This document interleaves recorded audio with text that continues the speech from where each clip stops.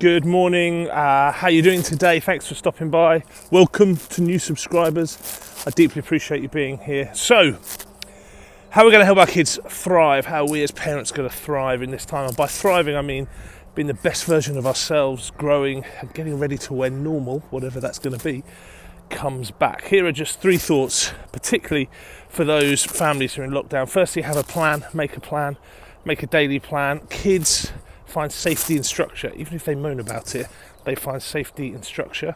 Get them involved in that process, have conversations with them, let them have input into that to enable them to structure that, and then kind of stick to it 2-3 days, a week at best. That's what we're doing in the shorter household. Not that you have to copy what we're doing, you find a rhythm that works for you, but have a daily plan, stick to it, and then at the end of the week sit down together and review it, tweak it, amend it, ask what's working, what's not, how can we do this better. Being able to be self-motivated, have structure, put structure in, review and evaluate are all skills that are going to help us in the next month or 2, but also going to massively help our kids in the time beyond as well. So that's the first thing. Make some plans, stick to them for a bit, review, evaluate them, and make that a collaborative effort, not just parents on high giving it. Second thing is set a bunch of challenges to your kids. Have some fun with this. We are having Fancy Dress Friday. Each week a different child is going to get to pick the theme. I'm doing different challenges with my kids, particularly around sport.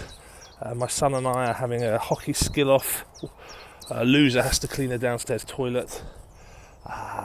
With the girls, if they beat me or beat what I've set them, one of them gets to choose what I wear for a day, and the other gets to choose an accent that I have to put on for everything I do, including these videos if I film any. So just make it fun. I mean, have some structure that helps fit sensible boundaries in, but have lots of opportunities just to try and have a laugh and a bit of a giggle together. And that's not easy, is it? Because I don't know about you, but there's lots on my mind at the moment. I'm trying to juggle lots of things.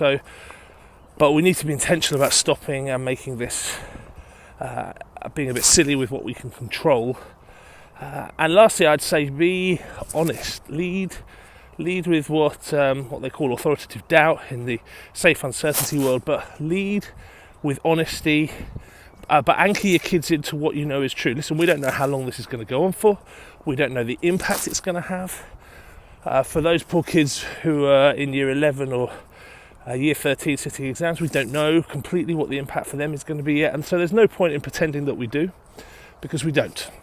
What we can say is that we know a bunch of stuff about our children, their skill sets, what they're good at, how they've coped with challenge in the past.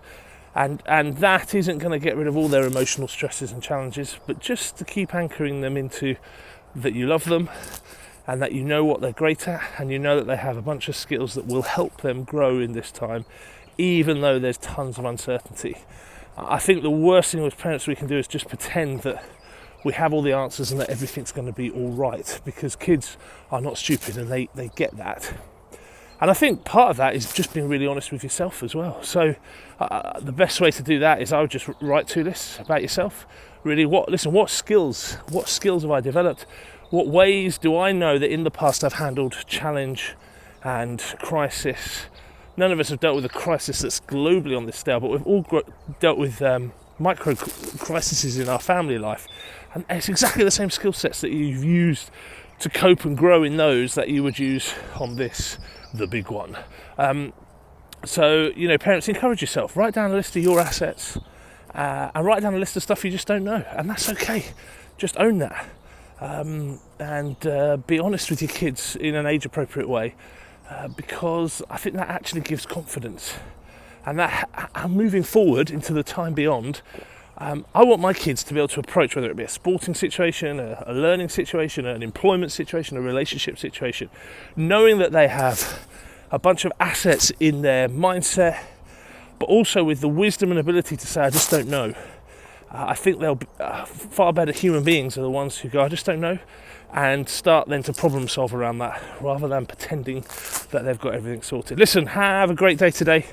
whatever you're doing, let us know. What would your top tips for parents be during this time?